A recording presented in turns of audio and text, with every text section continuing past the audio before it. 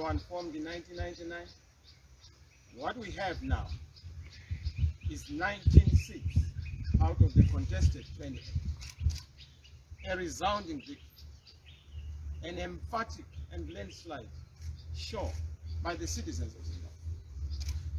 We want to thank all the citizens who have shown us that from nothing, we are now at number 90. Had it not been for rigging and other shenanigans that we saw, particularly in the countryside, we'd be talking of almost 26 out of 28. But tell you what, the citizens are very clear. They've made a bold statement, and that statement is that they believe in the CCC, the Citizen Coalition for Change. There is a new kid on the block. It's a new game.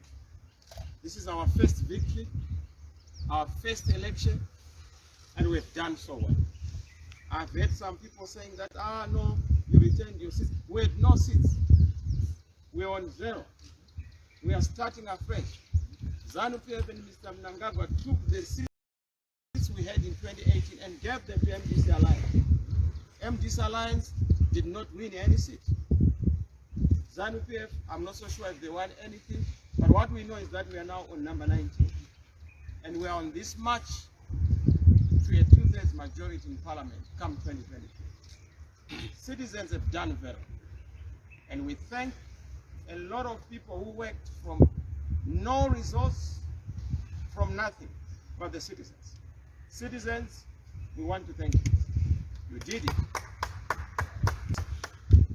We have done it countrywide. We are now standing on the municipal elections, over 75 councillors out of the 120 that were contested for. That's not a mean achievement. We've done very well, and we're excited. Against all odds, you know that we had a lot of challenges. There was violence. We even lost one of our members, Boneni. Some of our supporters were beaten. Matsibaba is a case in point, arrested. And many others were injured in Harare, in Kwekwe, and in the various parts of our country. One of our candidates in Mashonaland and Central, their homestead destroyed. We had problems with the Zimbabwe Electoral Commission around the issue of the voters' form. We still have those problems. Yes, we have had a landslide, but that does not move away from the fact that the elections in this country need fundamental reforms around the voters' roll, the credibility of the voters' roll, around the issues of making sure that results are managed in a better way, polling stations are not subjected to the violence, intimidation that we have seen. ZANU-PF people do not believe in a free vote. They do not believe in the liberation agenda. They do not believe that citizens have the right to demonstrate their will and express themselves in a free and fair election. That's why they are abusing our traditional leaders, where the case in Mtasa and other rural areas. On the farming areas, people are told that if you exercise your right to vote, you are inviting hazard, risk, and loss of life. That's not what the liberation struggle was for. It was one man, one woman, one vote. And that is what we want to see. People must be allowed and be permitted to vote for a part of their choice. If that happened, we're going to have a 100% victory. Because citizens are ready for change. Citizens are ready for victory. And I can tell you that what we have just done is a teaser, an introduction, and putting the nation and the world on notice that CCC is the next government. There is nothing that will stop us from forming the next government. Yes, challenges are there. ZEC still has to reform. Electoral reforms have to be implemented. And we have said those reforms have to be put in place. That's why we've written to SADC and asking SADC to help us, and also to have a political dialogue within the country around the reforms that we want to see instituted and put in place. Ladies and gentlemen, members of the press, thank you for covering the elections, and thank you for doing a fantastic job. We really appreciate it. We want to thank you for what you did, and we continue to count on you for covering these elections. Going forward, we are pushing for electoral reform. The journey has begun. The march to 2023 has begun. We are on number 19. We want to get a 2/3 majority. we are on zero in terms of the actual vote on the presidential election. But we know that the presidential candidate we are going to have at 2.6 million. So we count on that 2.6 million going forward and want to make sure that we have a 6 million mark vote in the next election. Zimbabweans, you can do it. Register to vote. Those who didn't vote in the by-election, we understand. You said you wanted a general election that would change your lives and that would change your situation and change the government. This is the opportunity. Do it. Register to vote. We want to thank you. God bless you.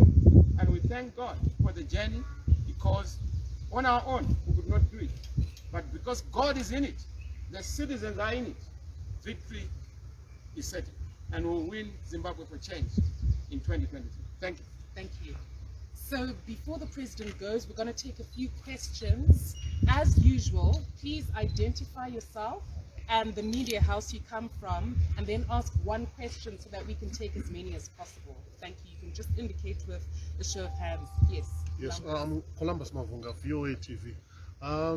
Mr. what lesson or what lessons did you learn from this by-election going forward into 2023? Well, ultimately, citizens are the final authority. Citizens are the final court of appeal. This was a correction of the mistakes made by various organs of the state, conniving against us. You know what happened in Parliament, the illegal recalls. You know what happened with other political parties, conniving with ZANU-PF to try and decimate and destroy the People's Project. But the citizens are ultimately the umpires, and they've said enough is enough on the mistakes by Mr. Mnangagwa, and they said enough is enough on the mistakes by the courts. And the final court of all courts is the will of the people. And the people have expressed themselves. They've said what we want is the face of change. Citizens know their leaders. Citizens know what they want and who they want. And they've made an emphatic statement. Even in the rural areas, forget about those huge figures. ZANU-PF is not capable of being voted for. All those figures are a fiction. And we have to deal with that, because there are also gaps we need to deal with around how we are observing elections, particularly in the countryside. And also the issue of the traditional leaders and their roles in elections. Those are issues we are dealing with, particularly in terms of the countryside. But this whole lie that the countryside belongs to ZANU-PF is a hoax. It's a fallacy. We are very strong in the rural areas. That's why people are intimidated. No majority party intimidates its own supporters. There is no violence that is used by strong people. Weak people resort to violence. That's why ZANU's instrument of choice in dealing with the electorate and citizens is violence, because they are not supported, particularly in the countryside. Look at what they did in Binga. Bicycles, balls. Yes, there's nothing wrong in distributing food. But people are not only carrying stomachs during election time. Remember them all the time. Don't go to them during the by-election. Balls are not only necessary during elections. They need water all the time. That's why we are saying enough is enough. And with all that, all the things they did in St. Mary's and all the constituencies, they did not make it. Thank you. Yes, sir? Effort to secure SABC News. I want clarity from you, Mr. Misa. When you say that you have issues with ZEC and you have engaged ZEC, what form of engagement are you talking about? Because on Friday, when we asked if there were any queries, any complaints from any political players, both the chief elections officer and Commissioner Mangwana said that they did not receive any form of complaint from any political player except from Linda Masarele. So when you say you have engaged them, can you just tell us what form of engagement are you talking about? Well, that's part of the evidence of the insincerity of ZEC. You know, we wrote to ZEC several letters around voters. They also responded to us. But in their response, they were not giving any answer that is solid. They were wish-wash. not committing to anything. Another one is integrity, the honorable conduct of the Zimbabwe Electoral Commission. We have not seen that. They were supposed to also pass the constitutional test in terms of following the constitution on all the requirements. Look at the complaints we had around the ballot paper itself, how the pictures appeared, and how our logo appeared. You can see that there is tomfoolery. You can see that there is the part of ZEC. And these are the issues we have put on record. The issue of the voters' vote, the issue of our campaigns being disrupted by the police, as is required by the law. But there hasn't been any good news from ZEC. People have had their names being moved from one constituency to another. ZEC is our constitutional body. It is our collective referee. We cannot allow them to choose one side or to be biased because they are required by the Constitution. And they have to pass that constitutionality test. Right. Is there a woman? Yes, ma'am. Thank you. Remember Mchenje from Newsworks. You've spoken about rigging in the countryside. We have particular issues, particular constituencies where this has happened, and particular examples. Very particular examples, Rutendo, we have Mutasa, Ruimbo, we have Mutasa constituency. There was a by-election there, a ward. And there's evidence to that effect. Our local member of parliament, Sarwaka, even raised it with the police. It's on record. We even went to the police to report what was happening. The whole village being asked to claim that they cannot write, they cannot read. You know, and the chief was there, the local village head was there, looking at people. People know that when they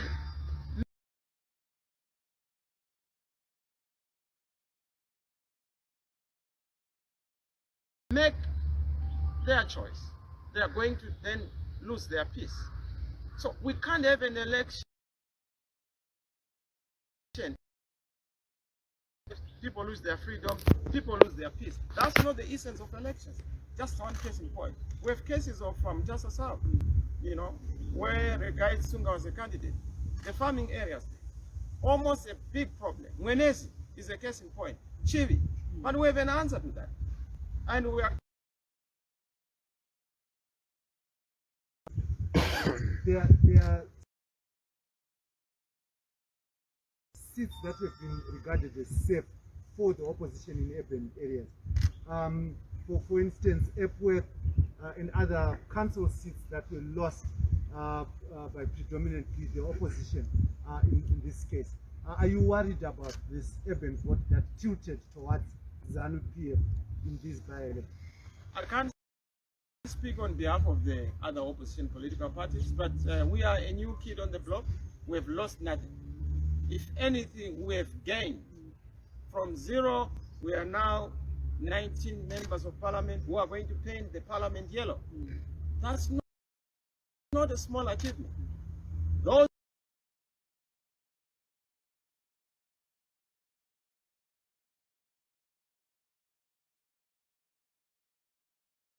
in ZANU-PF will tell you that this is not small, including winning in Kwekwe. Mr. Mnangagwa, that's where he stays, and we are glad that his neighbors voted for us. That's a big statement. And we want to thank the people of Kwekwe for showing that they do not have confidence in their own neighbor, and they've supported us. That's a big victory for us. Marondera, where we're not allowed to campaign, we did fun. This is being won by people whom they were dismissing as having no plan. Now, if you have no plan and you are able to win 19 seats against people who have a plan, then you must be a serious player. And we are serious players. As I told you, we are the next government. We have done very well. We swept all the seats that are in Bulawayo, all the seats that are in Masvingo, all the seats in Harare, except of course one or two where we have just loaned, on account of our magnanimity. Because democracy is that you must also allow others, to feel the fairness of competition. And we are okay with that. Yes, sir. And then I'll come to you. Chawanda Bruce from ZBC. Before you ended your initial speech, you mentioned that that's why you seek help from SADC.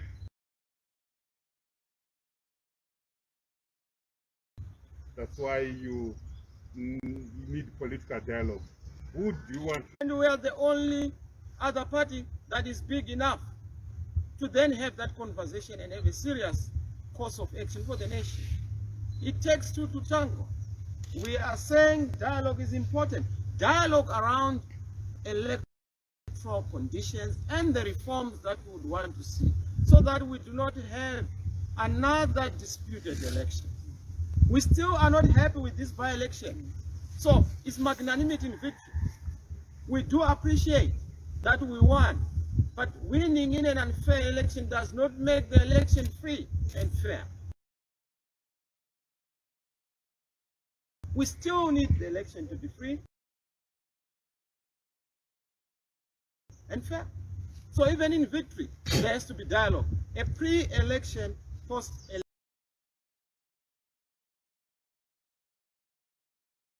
part. An agreement on the nature and character of an election that we're going to have.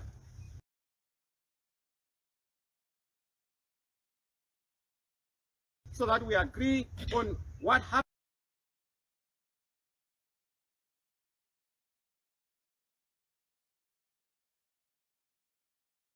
to those who are going to win, what happens to those who are also going to help the winners, those who do not make it. So that's a very simple and straightforward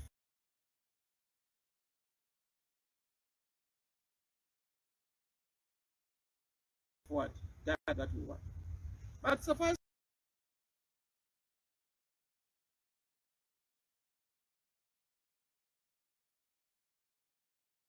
to say, we also want to thank,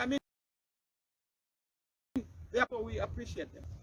Dialogue is about the bad aspects of our electoral playing field. You know that in 2018, all the electoral observer missions indicated that we have problems with our elections. They identified a catalog of issues.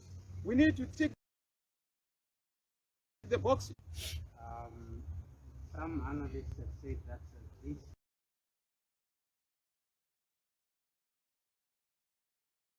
was more or less like a teaser for what is to come in 2023. How are you going to ensure that you mobilize people to vote as political actors? Because citizens, like we saw over the weekend,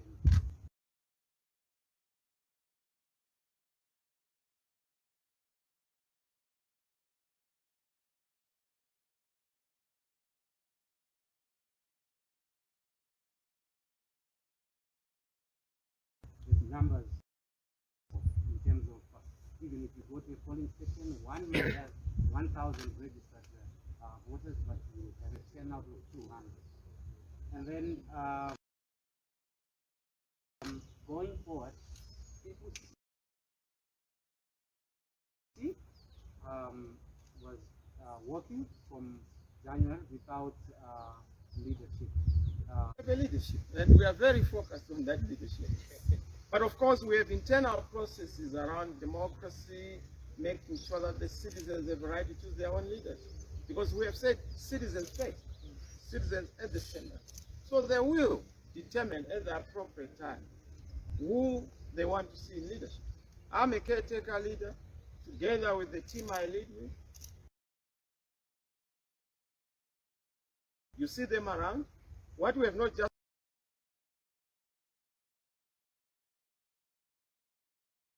done is to announce, because we don't need to announce our opponent, our structure, and who we are. Because once bitten, twice shy. We know them. We will not do certain things prematurely. We want to do things in a proper manner.